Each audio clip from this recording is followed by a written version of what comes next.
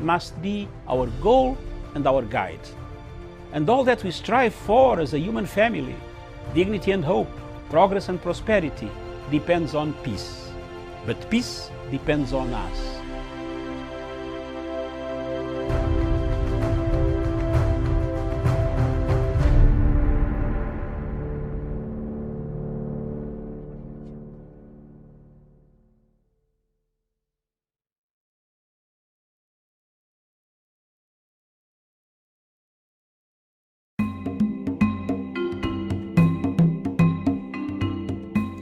Anybody who has been in the military will understand that when at war, in war, with war, you don't court-martial your soldiers or officers while the war is on.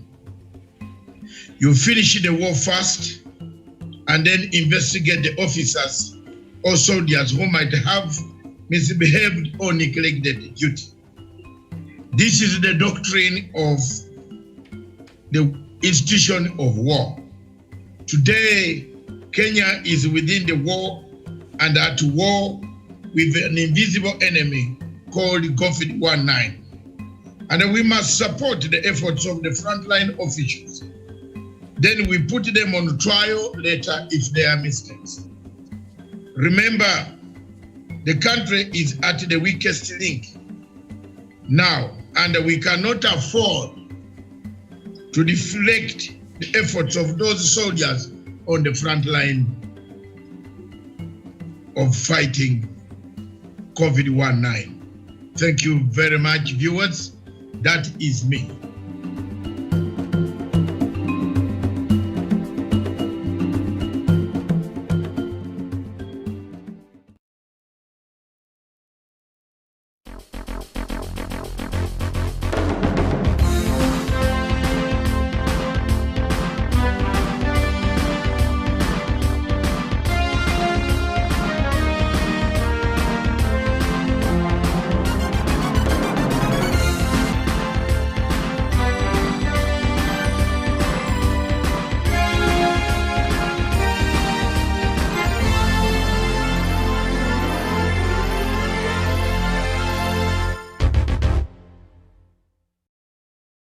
To you, and thank you so much for joining us today. This is Good Morning Africa. My name is Miriam Mugutu, and we are coming to you from the Kenya's capital here in Nairobi, the 3rd of February 2021.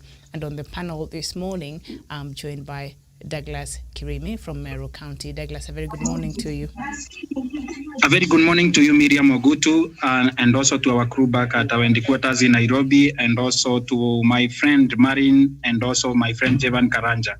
Thank you for having me on the show. Very well, thank you so much. And we're also joined by Marlene from Kiambu County. Marlene, a very good morning to you. Very good morning, Miriam. How are you doing? I'm very fine, thank you. How are you today? And very good morning to my fellow Karanja and Douglas. Good morning. All right, good morning to you. And we're also joined by Jevan Karanja all the way from Nanyuki. Jevan, a very good morning to you. Very good morning to you, Miriam, and good morning to our viewers wherever they are watching us from. Good morning to my co-panelists, Marine and Douglas Kirimi. Thanks for having me on the panel. All right, very well. It is a pleasure, and the rest shall join us as we proceed. Before we get into the headlines this morning, I'd like to bring us up to date with the situation in line with COVID-19 here in Kenya, and the number of confirmed cases this morning stands at 100,856 cases. The death toll in the country stands at 1,766. Recoveries is at 83,990, and Uganda 39,651 cases. The death toll in Uganda is 325 cases, and recoveries is at 14,229. And the number of cases in Africa this morning, the total cases in Africa stands at 2,945,700, and the number of deaths, people who have succumbed to COVID-19 in the continent, stands at 97,925. and recoveries is at 2,559,633 cases. So that is in the continent of Africa. And of course, the global figures have surpassed 104 million cases. They're approaching about 105 million cases. That's a lot of people who have been affected. But the good news also is that over 76 million of those have recovered, and over 2.2 million have also succumbed to that disease. So that is where we are this morning. So let's just get into the news making headline this morning. And I think majority of it has to do with the school. And I think that test that was given to the candidates, the Class 8 candidates who are sitting for the exams this year. Remember, education system and learning was disrupted, and not just in Kenya but across the world last year by COVID-19. So a lot of students go back to school, especially the public. The children who go to public schools. For the private schools, they managed to have a few of their classes online through Zoom and all that, but the children from the public school seems to have suffered a lot, and that showed in that exam that they were given, and majority of them did not do very well compared to the private school. So that is a worry there, and our children from the public school seems to be very disadvantaged in that regard. But before we get into that, there's a story there on the front pages of the Standard newspaper, the tribulations of former city boss. He's facing 12 counts. Former Nairobi governor remanded for 2 days as state charges him with multiple criminal offences. But his defence says Sonko is innocent and decries misuse of criminal justice system to punish political critics. Marlene, I'll start with you. I know we had a conversation about this story yesterday.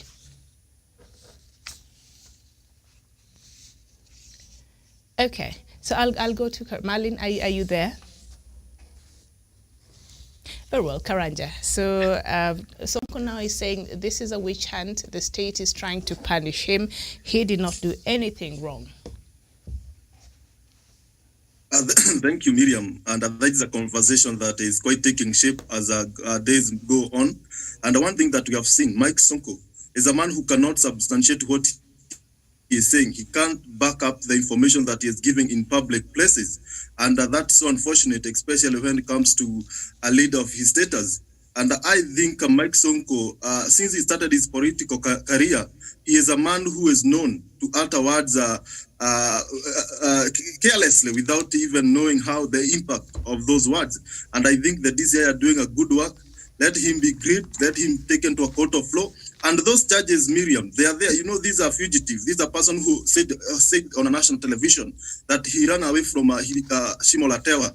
Therefore, this is a person who is yet to complete his jail term in Shimolatewa. And you see, this is a man who, it's so unfortunate that in this country, those are the kind of people that rise to become leaders, even to a point of becoming the governor.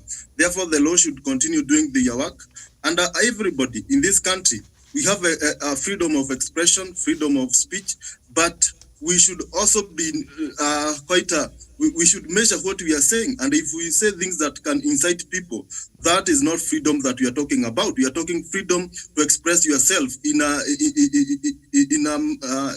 a mature way, not just uttering word for the sake of making the crowd clap for you. And those are the kind of politics that we are having in this country. Let Mike Sonko answer his charges, and no government is hunting him. And I told you, Miriam, sometimes back, that these people in this outfit called Tanga Tanga, they have a political strategy. They come, they criticize the government after knowing they have engaged in corruption scandals, after knowing that they have misused public resources. What they do, they run to the deputy president of a political camp. They start criticizing the government. So after the DCI comes for them, after EACC probes them, they start saying that the government is witch hunting us. The government is illegally taking us to a court of law because of our political standing. But that is not the case. That is a strategy that they are using so that they attract the sympathy from the public. And it's so unfortunate. And Kenya is nowadays, they are opening their eyes, and you have seen, we have not seen any political leader from the Tangatanga outfit going to defend Mike Sonko in a court of law. Yes, they are talking in the media, but they have not gone. They have not followed him to Kiambu. This shows that they know the true character of this man, and they are not happy for him being in their camp. This is a person who should be avoided like a flu. Right, like a flu, like the way we're trying to avoid a flu through wearing that mask. I think a lot of us have been spared that flu, even the normal flu, because we're always walking around protected with the mask. So I think the mask is a very good thing, especially for a person like me who even have allergies to the, all of these things across when you're walking around. So thank you so much. So what I heard you to say, Javan, is that a lot of our leaders don't understand. We do have the freedom of expression in this country when you compare us even with our neighbors across East Africa and generally in Africa, period. I think Kenya, we enjoy a certain degree of freedom of expression, which I think is a good thing because people have fought for that, lives have been lost for that, and there are people who have sacrificed for us to enjoy the kinds of freedom we enjoy today. But also freedom does not exist in a vacuum. Freedom has to be, comes together with responsibilities, and that is what maybe our leaders sometimes don't understand very well. Marlene, I see you back. So Sonko, his lawyers were arguing in court that, this looks like a witch hunt, that because he said things that the government are not very happy with, but now that's why they're coming for him. I mean, the statements that Sonko made, and I'm sure also he's being charged with other charges, which I think has been some cases from before, and as Kidi, the lawyer, told us yesterday, criminal cases or cases period, they don't have an expiry date. Even if you did them 50 years ago,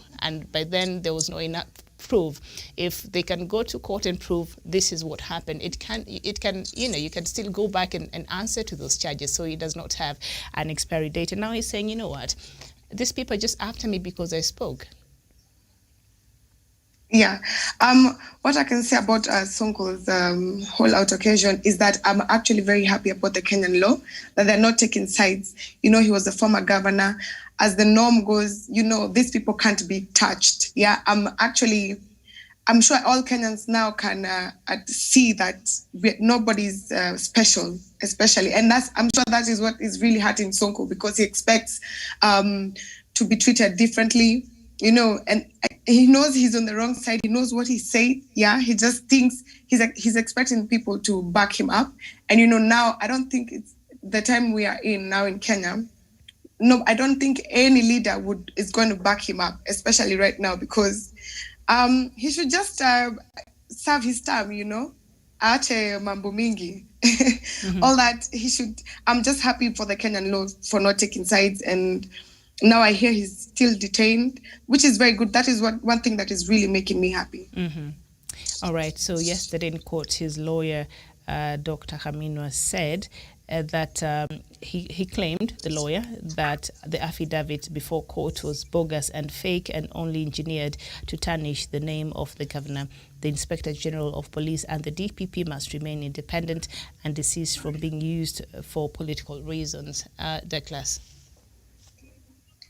Thank you, Miriam, and also thank you for that question. One thing I think that I've said before and I maintain is that the son of Kivanguri has reached the age of diminishing returns in terms of Nairobi County politics, and also for him to confess in public that he is a fugitive and also he is a criminal that was also destroying property in Nairobi to be able for Jubilee administration to continue in power is something that should not be treated rightly.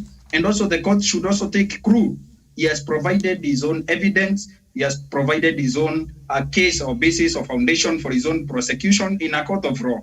This is Kenya that we want, where the rule of law takes its course, and also prosecution of Sonko is long overdue. I've said before, he ran away from Shimoratewa. He needs to go there and complete his term. Actually, after the bill ruling today, if the bill rules today that his bill sails through, he needs to be taken, because there is a warrant of arrest. He needs to be taken to Shimoratewa, complete his term, and come also answer to these criminal charges and also robbery with the violence acts that he has committed, and also has been able to say in public. For him to cry fuel today after he has confessed to have killed and also to have destroyed property. That is very dangerous. And also for the son of Kivanguri, I can wish you all the best as you go to prison. I thought you can stay at home with your children and also your grandchildren. But now, Mike Sonko, dear Mike Sonko, you're going to prison and there is no way the government can save you. And what we are asking the government or the state prosecution is that they should not save Mike Sonko now. Mike Sonko has been saved for far too long. We need Mike Sonko bite the bus so that Kenyans can fight closure. In 2017, we had people like Baby Bendo and others who lost their lives in 2017 so that their families can find closure, and also for the government to find closure and also bring Mike Sonko to book, because at the end of the day, Miriam, Kenyans are tired of theatrics of Mike Sonko, and also for him to continue degrading the government of Uhuru Kenyatta, and also for every confession that Sonko makes, the rule of law has to take its course, and also to take Mike Sonko to prison. The Sonko has done the work for himself, so he has also prepared his own prison grounds. And also believe Kid Mwaga, the lawyer, will agree with me. If you have provided the basis and foundation for a case, you make the work easier for the state prosecution. So I wish him well as he goes to prison so that we can find closure as Kenyans. Because in 2017, we thought ODM was causing mayhem in Nairobi, whereas it was Mike Sonko who was doing all this. As for Mike Sonko, bro, go to prison in peace. We need to live together as Kenyans and also as people of goodwill around the world so that our country can move forward, Miriam. Thank you. Okay, thank you so much. And we're also joined by Kidi Mwaga. Kidi, a very good morning to you. Good morning, Miriam, and good morning to our viewers. Always a pleasure showing up on Punchline. Nice to have you this morning. So we are looking at this story of a former governor of Nairobi, Mike Sonko, and now he's saying the state is sort of on a witch hunt mission against him. And so yesterday, his lawyer, Haminwa, urged Miss Atambo not to be swayed. I guess that was the prosecutor, not to be swayed by the contents of the affidavit. Your Honor, I think the judge was hearing that case. Don't be invited to consider this affidavit. Should you consider it, you will bring this honorable court to disrepute and history will judge you harshly. He vouched for Sonko's reputation. That is very interesting, saying he had been an MP, senator, and governor. And this is what Hamino also said. For my client to be elected to all these seats, he was cleared by the police, IBC, and KRA. The DCI gave him a certificate of good conduct. Sonko is a reputable person with great social standing. And there was a light moment in court when the lawyer said that if Sonko skipped court, he would stop representing him. So I don't know. Would you not say that Sonko brought all this to himself and now he's accusing the state of going after him? You keep inviting trouble, it will come. Thank you, Miriam. First, there is this notion in this country that if you run afoul of the law, then you become a hero.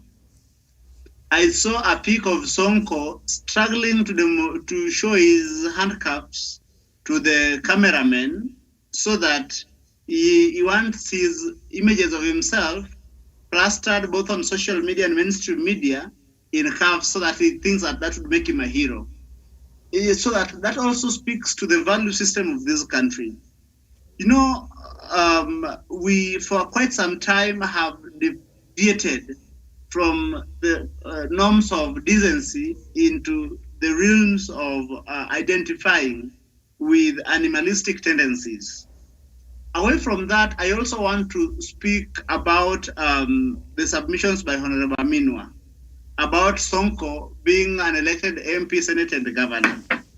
Sonko got himself elected courtesy of our broken electoral system.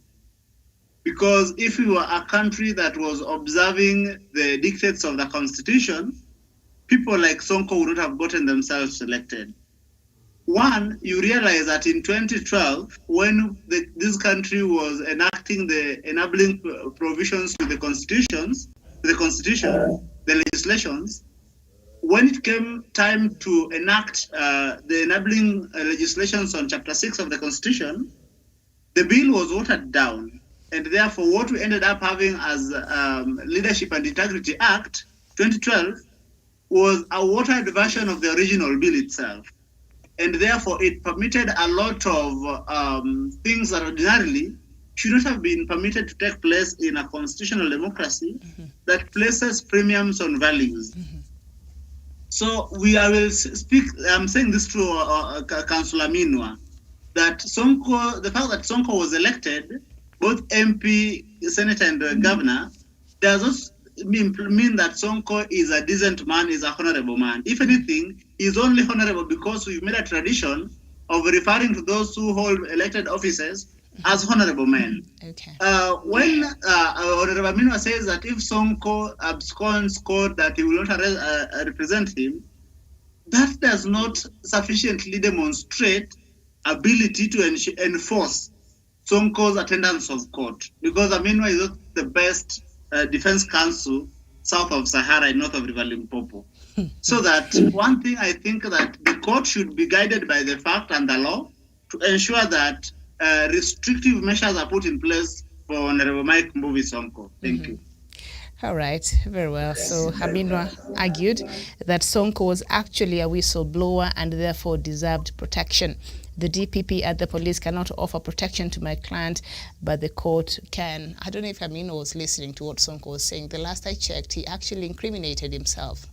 He said, that's what I did, together with whoever he mentioned. So I don't know how he's a whistleblower plus he incriminated himself in whatever he was talking about there. All right, so let's just leave that matter and look at that meeting that former Prime Minister Raila Odinga had with the ODM MCAs there. The story is on page 6 of the Standard newspaper. ODM leader Raila Odinga yesterday rallied party MCAs to pass the referendum bill. The MCAs declared their support for the Constitution of Kenya Amendment Bill 2020, but want a 2 million Kenya shillings car grant promised by President Uhuru Kenyatta fast-tracked. I don't know. Let me just start with Douglas on this one.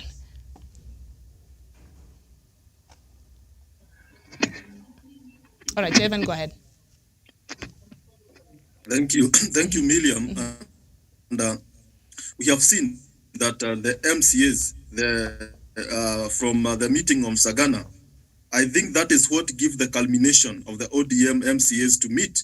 And they were promised car grants. And they are members of parliament led by Moses Kuria and Senator Kipchumba Murkomen, who are saying that these car grants that the MCA are being given is to hoodwink them so that they can support the BBI, even without looking at its content, without even thinking or criticizing the document or having an eye on it. But that is not the fact. These members of parliament, they have been receiving 7 million car grant when they go to the parliament. Therefore, it's so unfortunate that they don't want other leaders to get. Then on the issue of the BBI, whether they will pass it because they have been promised car grants, whether they will pass it because they are promised whatever they will be promised, the point remains that this BBI is good for Kenyans. It's something that tries to bring sanity into our electoral system in the fight against corruption. It's something that is good for this country in terms of inclusivity and a kind of election that is not dual die election. We know what that kind of election have taken this country in 2007, in 1992, 1997, 2017. We saw the commotion that was in this nation.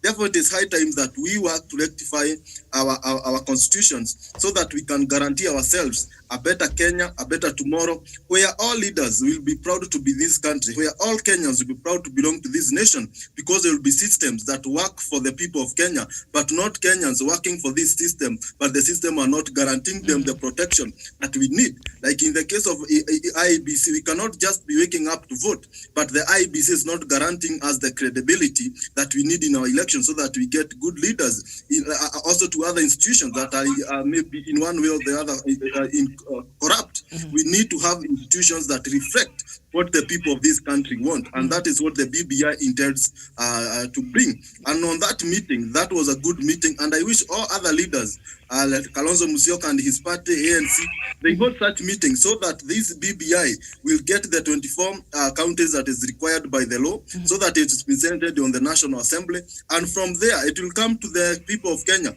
so that the 190 of this country will have a time to read and be educated.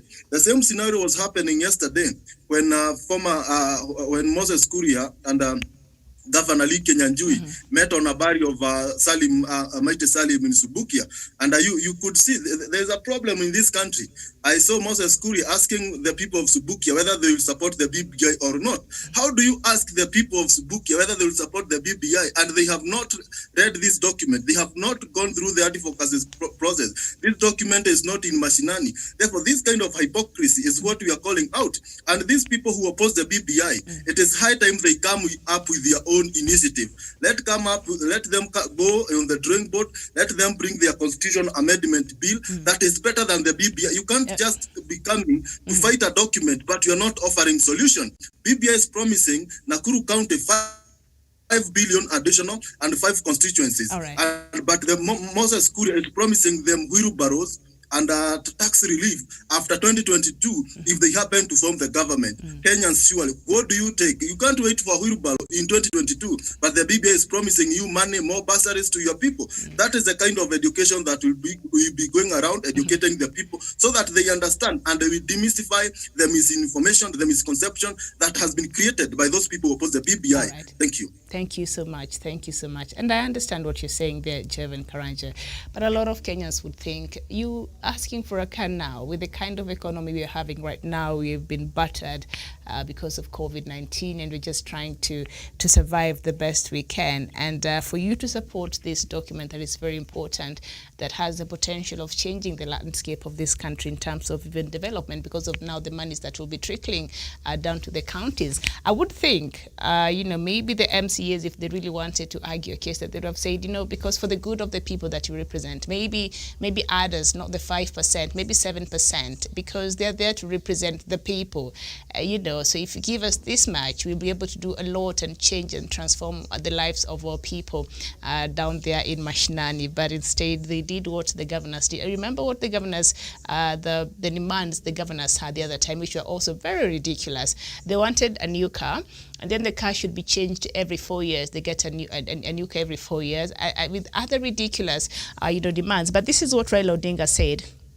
However, he told the lawmakers not to use the promise for 2 million Kenya shillings car grant as a condition to pass the bill, which I think I completely agree with him. I don't know what you think, Marlene. Yes, I wanted to second Karanja on that and saying that is utmost hypocrisy.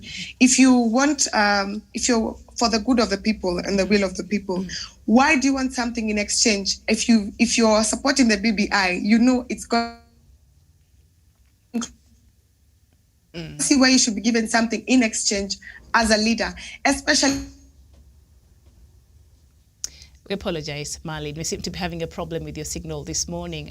Are you able to? Can you hear me now? Yes, I can. Ahead. Sorry, we apologize. Go ahead. Yes, I was saying the level of hypocrisy is ridiculous, especially with this. All of them. I don't see why they should be pointing fingers at each other, because I don't see how a car is related to,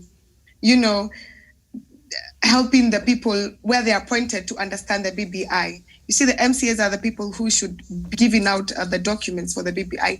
They should be asking for more, for how they can, make everybody read the BBI, not asking for cars. I think that's the highest level of hypocrisy. But they should be asking for something else instead of asking for cars at this point, And as you said, Miriam, with the pandemic, you can't ask for a car. It doesn't make any kind of sense. And do you know how many they are across the country? I'm not sure the numbers, but you can imagine. There's so many. You can imagine. There's so many of them across the country. So anyway, Douglas, what do you make of these demands by our political class here when it comes to something very, very important? And the side of the deputy president, I think allies, they were claiming that, it will be a bribe to the MCAs to support the BBI. Thank you, Miriam. And also, as a people, we need to understand that these MCAs are the same corrupt crop of leaders across the nation that have been compromised before to say that they are not going to support the BBI process. And now, from my own sources that I will be held accountable in public, is that I have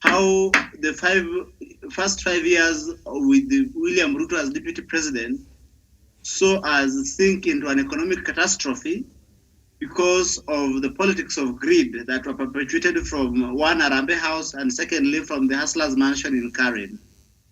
But then you realize that over and above that, when COVID came, already we were in economic doldrum. So that with the pandemic, our productivity went to almost zero. So that about a week ago, you realize that CBK was already bailing out banks. When the government begins to bail out banks from collapse, it is usually one of the last signs that a country is geared towards a possible full-blown recession. So that the MCAs and their leadership coming out to make the obscene demands they're making is a demonstration that they don't get it. They don't understand what they're talking about. They are playing usual politics without understanding that what is in it for the people they purport to represent. The current economy as it is today, you know, a lot of these folks have swallowed the poison chalice that the BBI process is going to help certain people within the political class. While they're forgetting that this thing is going to ensure that there is increased development in the grassroots.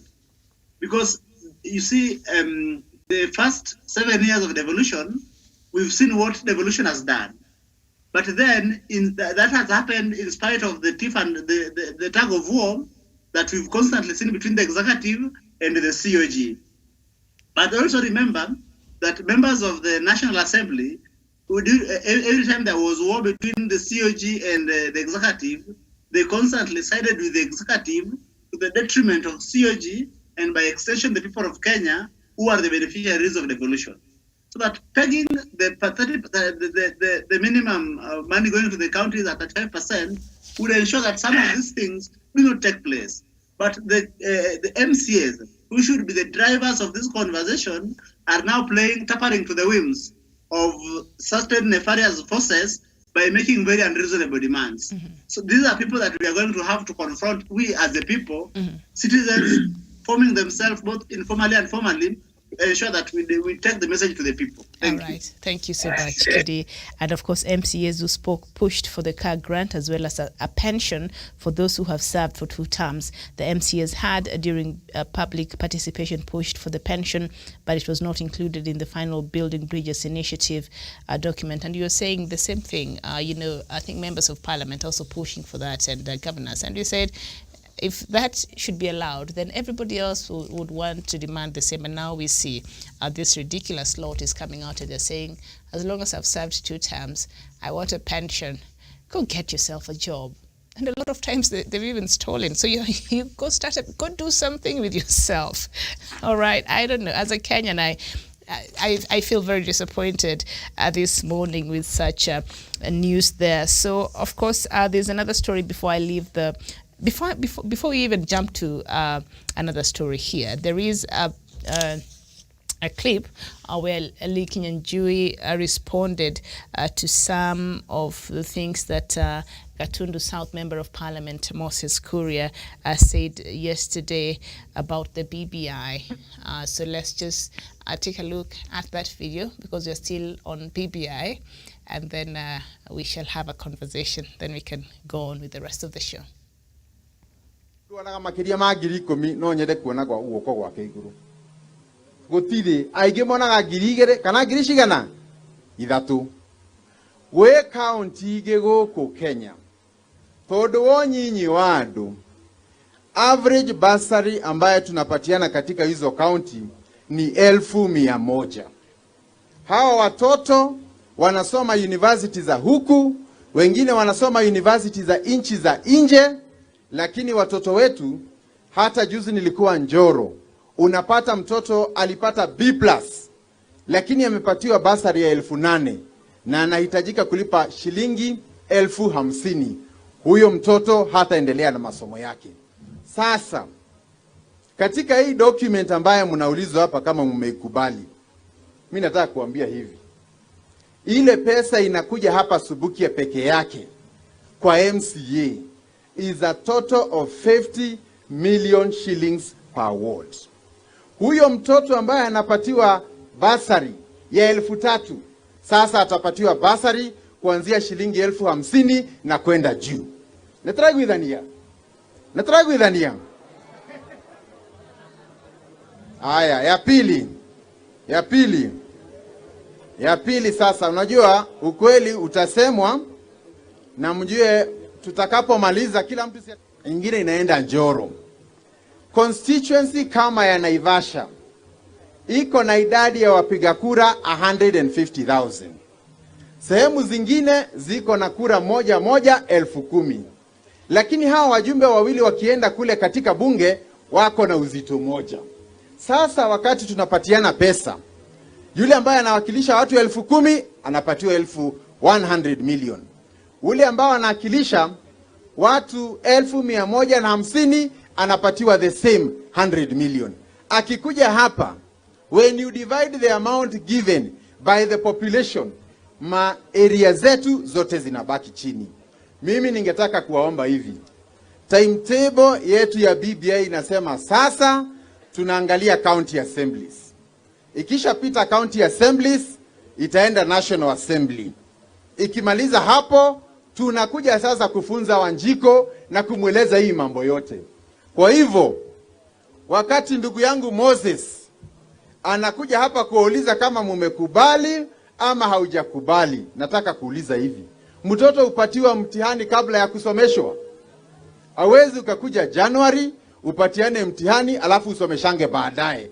Kwa hivyo ukweli usemwe kwamba kuanzia sasa mpaka mwezi wa 5 kuko na nafasi ya kuwafunza. Sasa tupite county assembly, tuende tupite National Assembly, alafu hatimaye sasa tutakuja tuwaulize hiyo swali.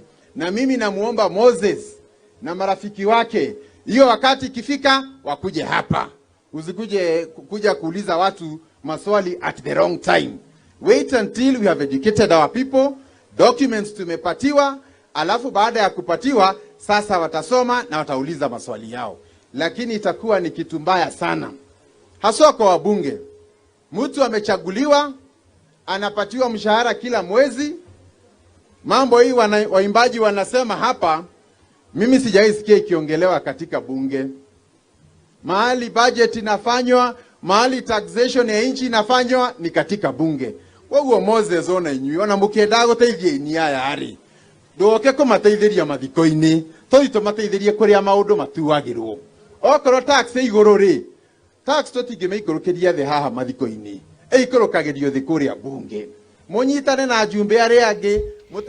Thank you so much. That is Lee Kinyanjui, and they were speaking yesterday in Nakuru during the burial of Salim Juma. I think I celebrated singer there was being buried. So Lee Kinyanjui was responding to some comments that Moses Kuria had made before Lee Kinyanjui came in to speak. So he was just refuting some of these things, and he was able to, even for the people who perhaps are not understanding how what that 5% means in the bigger picture, I think he's been able to break it down very clearly for those who might not have understood, or whatever it is, that how that will translate into our wards down there.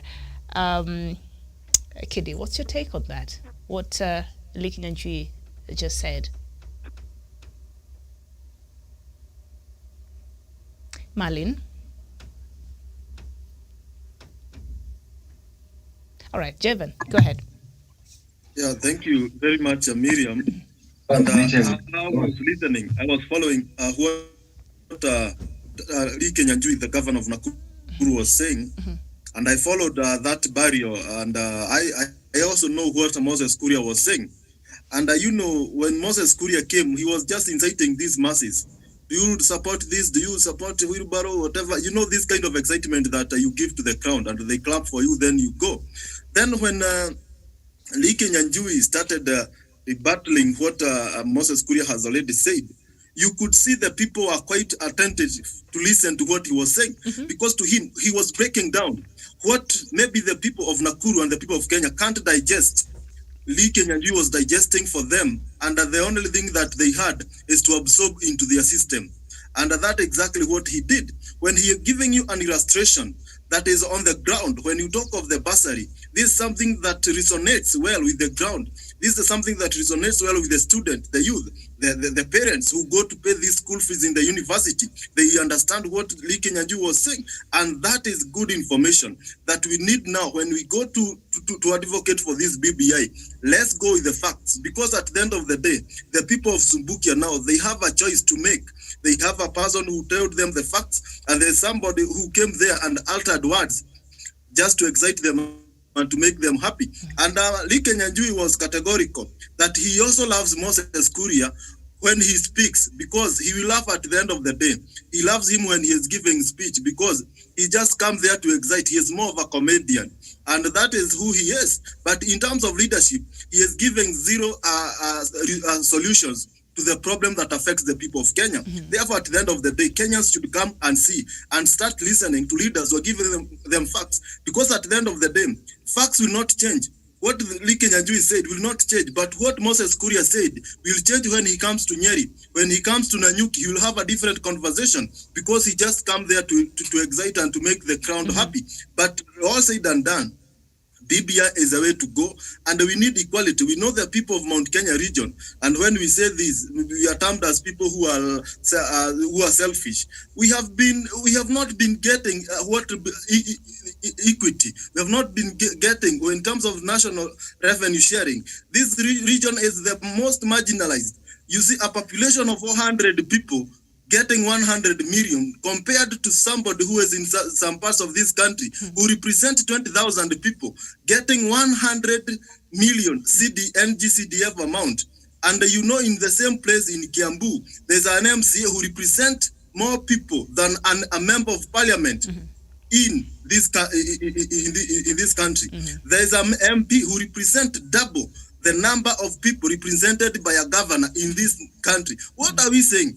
There are a lot of money that is given to trees, landmass, but is not given to the people. Right. Now let's have a formula that will share this revenue in numbers of the people, because these are the people who build the economy. Trees don't grow plants. It's the people who water the plants. It's the people who go and work. It's the people who pay the taxes. Let's have equity in sharing these revenues, and that is what BBI intends to bring. And at the end of the day, Miriam, when these things hit the ground, you'll see the people of Mount Kenya resonating with what the BBI contains. Because for now, we have not gone through the education process. Let we go through the education. Then Moses Kuria and Irungu Kangata will come and do the survey at that time. All right, thank you so much. And I think something there that Lee Kenyanjui pointed out is that you can't come here and tell people, are you supporting this? No. Are you, because people have not really had an opportunity to read. So once, like you said there, the knowledge that you use, you cannot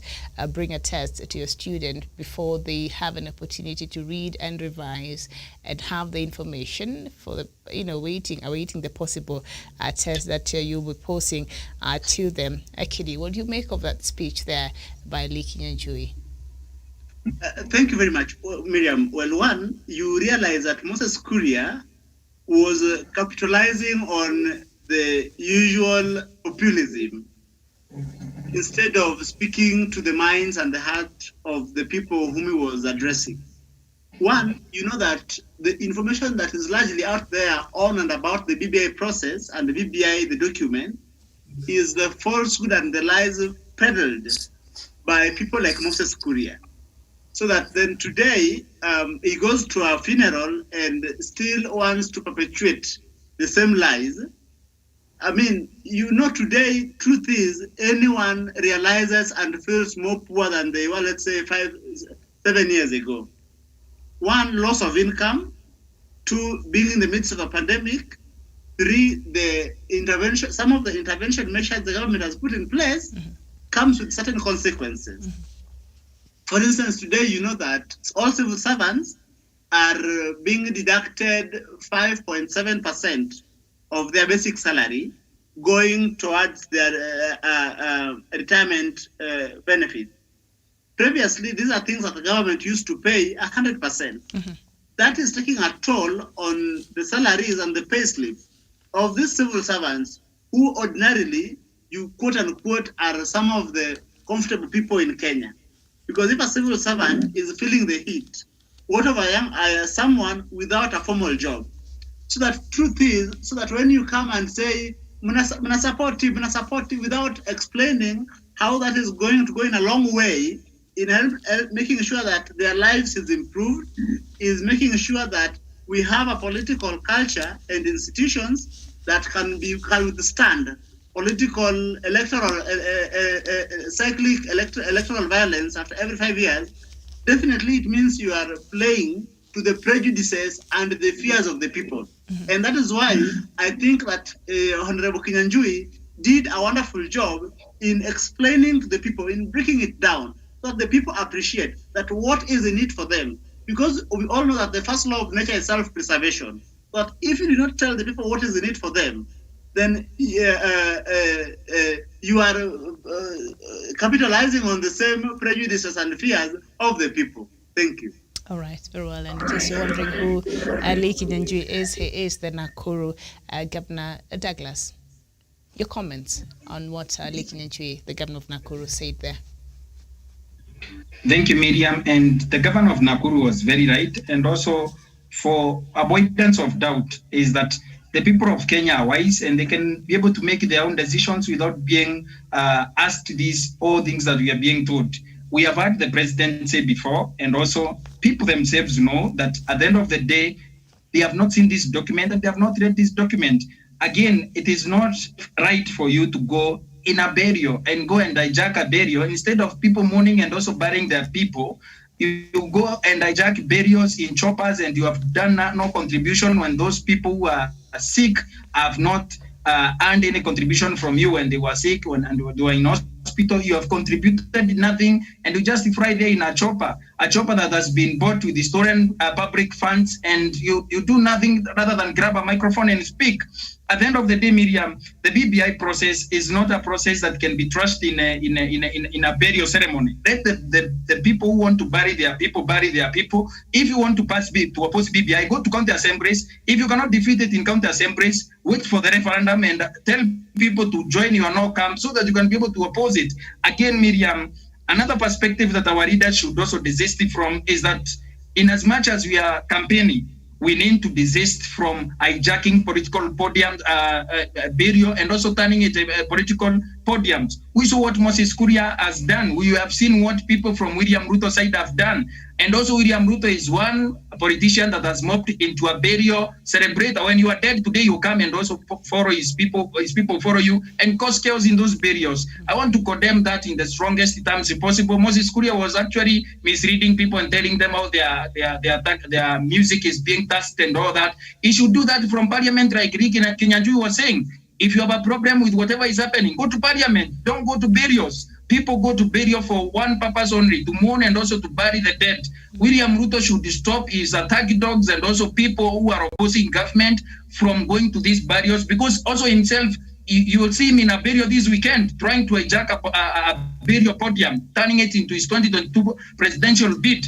And Miriam, my opinion is that we need a regulation on how these people appear in these burials, because the chaos that we see in Nyandarua, in Nakuru, and every other burial in Machakos, we need to stop this political thuggery that is behind and also permitted from Karen Asura's mansion by none other than the Deputy President of the Republic of Kenya, who I want impeached. If I have a way or a loophole in the Constitution, we can impeach this man so that he can continue taking his propaganda and other shenanigans into burials and disturbing people's rights. And people don't want to be told about elections, Miriam. They want BBI to come so that their lives can be able to change. They want BBI so that World Fund can be able to come, Miriam. And at the end of the day, William Ruto and his surrogates should understand that the people of Kenya don't want to put into an electioneering period. Because at this point, Miriam, why is he campaigning since 2017 in burials and everywhere? We need a regulation to regulate him specifically because he's a man that has hijacked burials in this country. Well. He should be ashamed of himself, Miriam. Thank you. Okay, and just to be fair, I think a lot of our politicians have these bad manners from all sides. This politics, in barrios. And Kirimi, I think there should be a law to regulate this. It's becoming ridiculous. Yes, it's just becoming too much. Marlene, I'd like to get your thoughts on what Governor of Nakuru, Lee Kinyanjui, said in line with the BBI before we get to our last item of the day, because our time is far gone. Yeah, there's something you said when the people had Lee Kinyanjui talking about the facts and giving them facts. They paid attention. Yes, they did. Something that people should learn from this is that you should only listen to people who are giving you facts, because on and on and on and again, like Douglas said, they just come and grab the mic and start saying some things that really, to hike the crowd. They're just making noise. But when the facts are laid on the table, people actually listen. What these leaders should be doing when they're talking about the BBI, since most people haven't even read it, they should be giving them facts and telling them this is this and this and this. Instead of saying, don't support it, why are you not saying what you're going to give them? Instead of the BBI, what are you giving people? Since you're saying you're not supporting the BBI, what are you giving? People should actually open their eyes and know that if someone is telling you not to take this red thing, are you giving me an option on another color? Or you're just telling me not to pick that red thing? All right. Thank you, Miriam. Very well, thank you so much. Yes, if you're going to criticize something, you're saying that they should offer an alternative, not just criticize. Yes. All right. Okay. Yes. Thank you so much. So something else that I think is also very important before we leave the Standard newspaper on the front pages there, down there, expressway to be ready by December. Cabinet Secretaries James Macharia, Najib Balala and Eugene Wamalwa during a tour of the Nairobi Expressway at Next Gen Mall, Mombasa Road yesterday. The story is on page 20 of the Standard newspaper. I was on Mombasa Road on Saturday. I went to some place over there, and I was really impressed by how much progress has been made on this road. So the person I was going with, they had their facts wrong, because they told me that once this expressway is completed, people will be required to pay 1,500. I said, what? 1,500 one way or the whole month, or no, you pay 1,500 when you're using the expressway one way. So when you're coming back, so if you say you live in a place like Kitengela, so you'll be paying like 3,000. And now I look at the paper this morning, and that is misinformation. So it is important for people to know what is really happening. Expressway to be ready by December.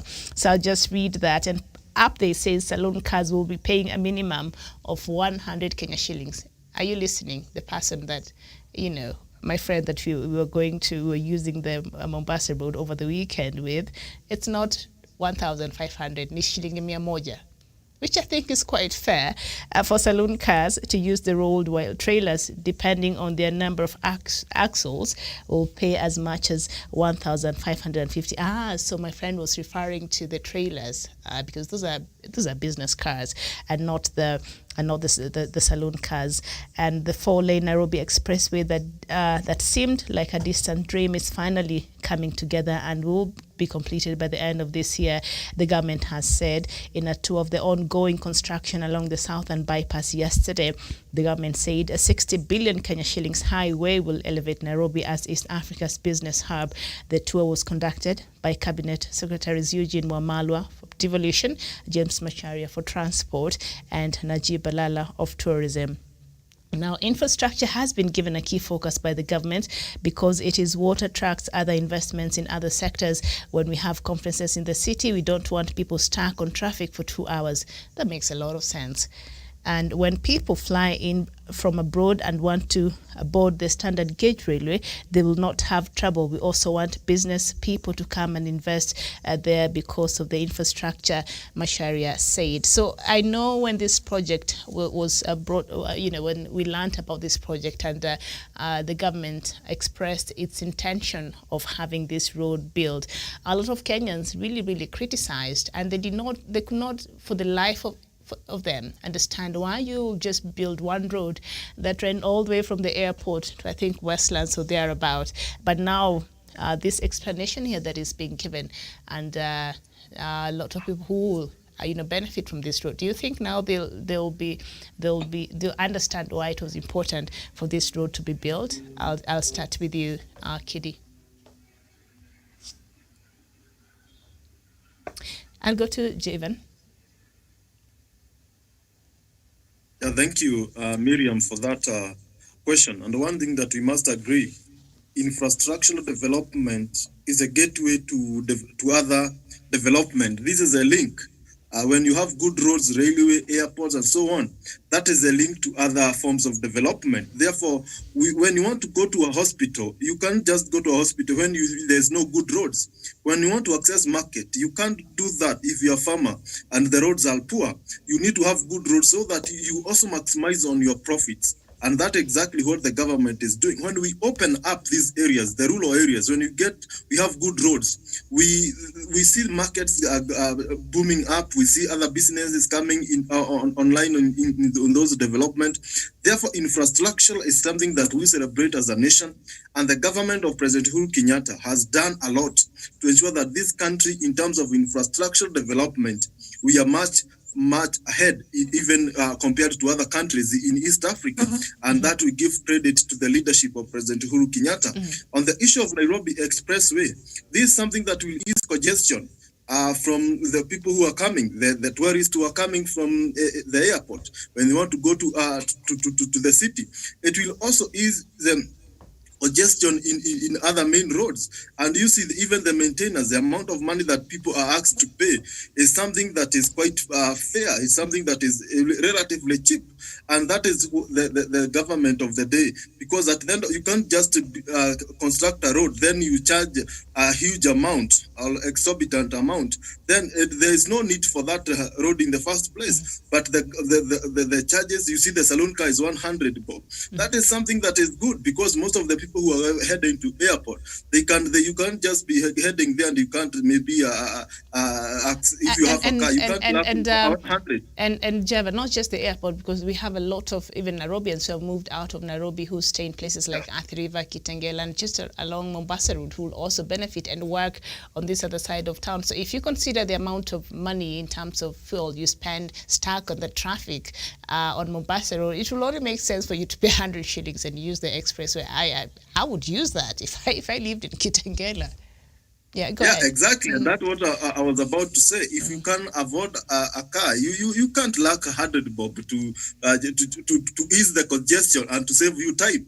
That is it. And we see also when we have the renovated meter gauge railway from Nairobi to Nanyuki, because we also talk of the legacy of President Kenyatta, it is 200 bob. And you see, that is something that all Kenyans from all walks of life, they can afford. And from Nairobi to Nanyuki, it's almost 600 when you are with a matatu or a bus. And the time, it will take more time. But when you are in this train, you have the comfortability, you go seeing other places, beautiful sceneries around the train, and it is cheap, and you get in time. Therefore, these are kind of the benefits that come up with good roads network and railway network that open up. When you went to get your goods from Nairobi to Nanyuki, it is cheap compared to when you may have used maybe a lorry. That is development at its best. Thank you. Thank you so much indeed. Infrastructure is very important when it comes to the development of a country.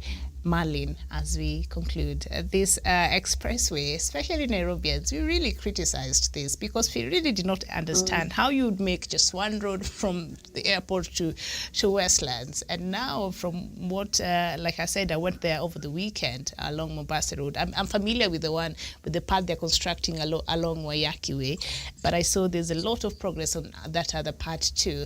And so it makes a lot of sense for those who regularly use that road and have to come this other side of town. Do you think this is something that perhaps Kenyans will appreciate now, and seeing the benefits that they stand to get, especially somebody like me who is very impatient in traffic? Yeah. As much as people fancy flying a lot, especially in Nairobi, the one thing that people used to hate the most is getting to the airport through Mombasa Road. Everybody knows that going to the airport is normally one of the most hectic things. As usual, Kenyans have a tendency of criticizing any idea that is brought up to them which is going to benefit them as a country. We know the economy and all that.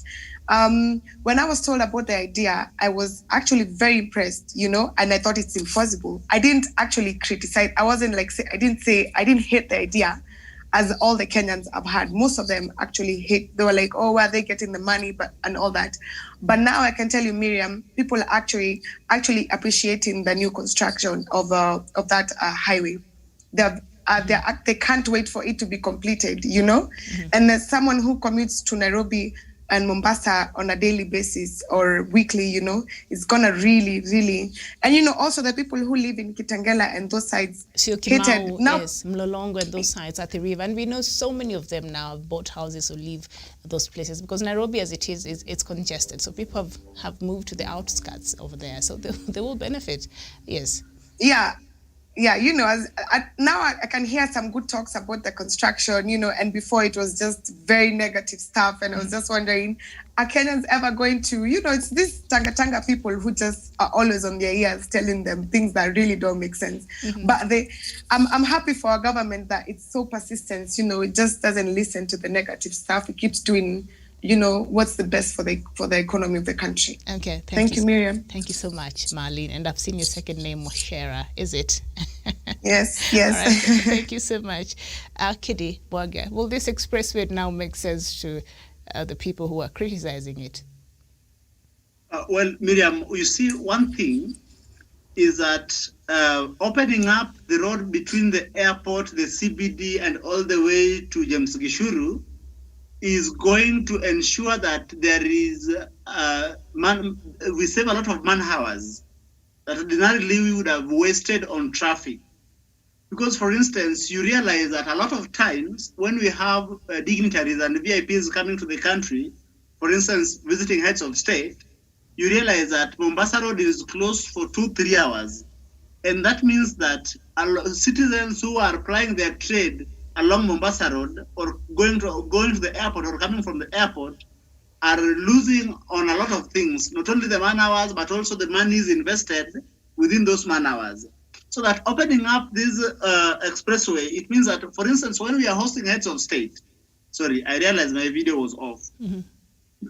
And that is not very good manners. And I'm son of a teacher, I was raised well.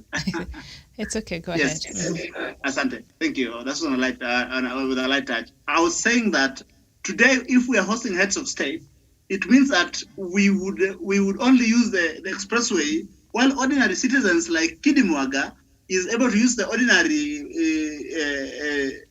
road to ensure that he goes to where he's going.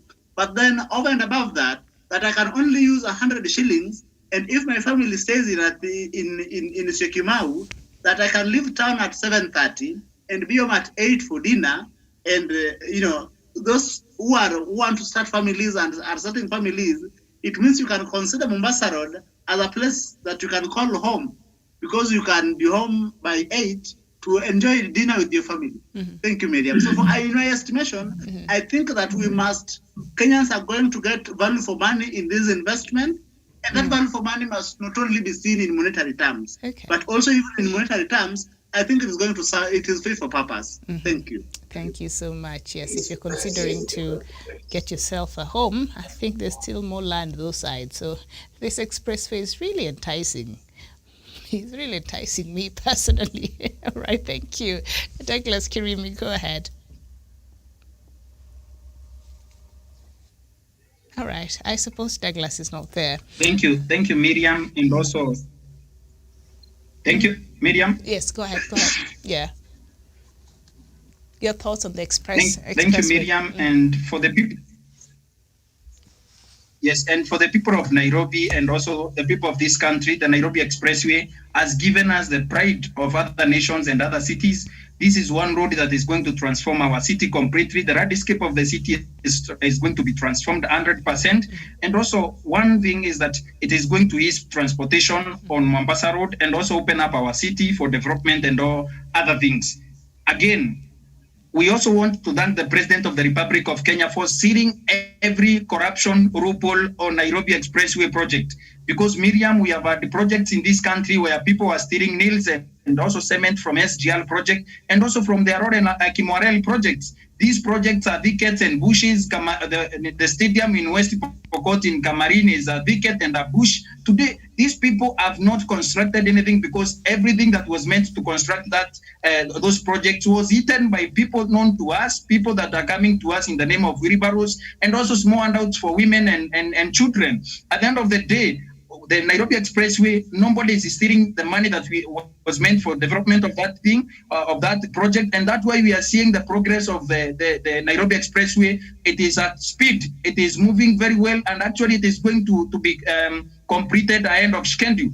We are very happy as the people of Kenya, and that people who are corrupt and people who wanted to steal money from the Nairobi Expressway are crossed from the whole project, and they are going to do nothing about it. The people of Nairobi are going to enjoy, the country is going to enjoy, and we are so happy that this project is coming to Nairobi. Finally, it is taking shape. Actually, one of these days, I'm going to come right from the Nairobi Expressway where it's being constructed, and also from Meru, I'm going to travel and come and see what is happening in Nairobi so that we can caution Kenyans against these people who have been stealing from development projects across the nation, so that they can see what good leadership and what good direction can be able to do to such projects, and so that we can no longer trust people with the big projects, especially the office of the president in 2022, so that we cannot elect thieves who have been eating Aurora and Kimwarel money. Because the people of Kimwarel should be farming and also are being food secure according to Big Four agenda. That these people in Aurora and Kimwarel today, Miriam, these are thickets and bushes. But thank you to President Uhuru Kenyatta and the Ministry of Transport and Infrastructure by Macharia, CS Macharia. That road is now coming to reality and people are happy. Dr. Asbundi Kiremi is happy. And thank you, Miriam. I submit. Thank you so much. And the another road that really impressed me yesterday, I was in town at Tomboya, and I've seen Major General Bad is doing a really good job in rehabilitating Tomboya Road. And I think that is important because we are nearing towards the long rains around April, and usually it's a very terrible a place when it rains there. So it's a good thing that they've started early, and the road in Tomboya Street in Nairobi CBD is looking very good. But they continue serving the people of Nairobi. We do. I appreciate a good road. I appreciate some street lights. I appreciate when other parts of the city which do not enjoy regular water, they're able to get that. It's a good thing. That's all Nairobians need. Sisi hatutaki fertilizer, hatuna shamba ya kulima. So those are the things that directly affect us, and we appreciate. So the Tomboya Road there is really going on well. I saw that yesterday. I was in town in the evening. All right. Thank you so much. But before we leave, maybe a quick look at the universal healthcare and just see how far the government has gone in terms of looking at this. But I will not have us discuss this because of the interest of time. And so we know that the universal health coverage, or has become a policy priority at both the national and global level.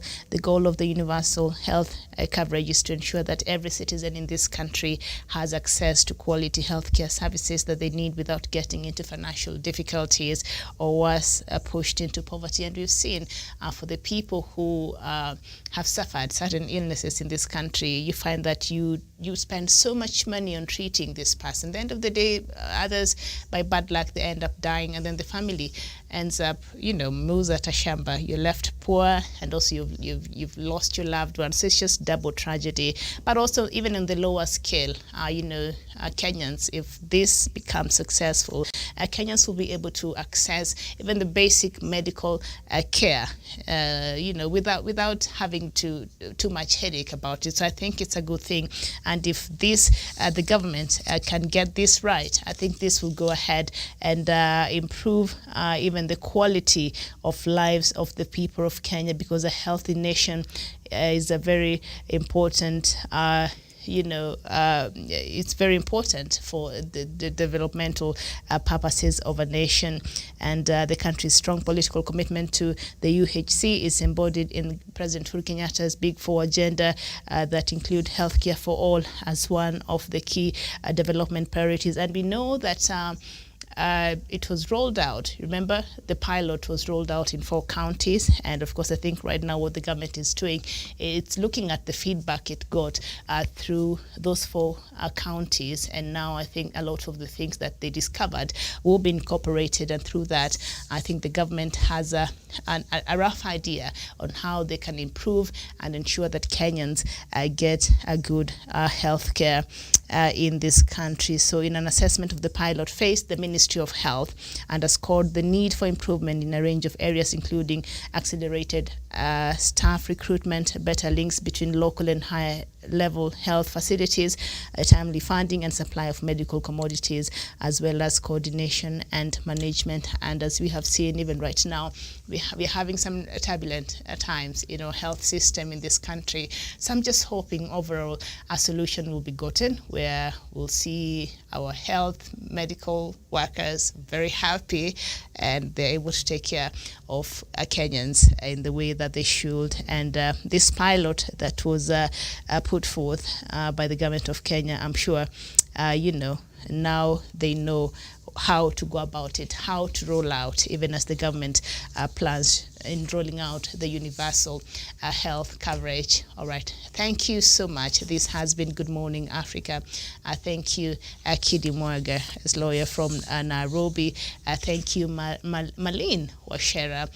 She is a public relations graduate. She's also an entrepreneur and a youth leader here in Kiambu, not here in Nairobi. Thank you so much. Kiambu is just like Nairobi. It's not too far. It's just another part of Nairobi. But thank you so much for being with us this morning.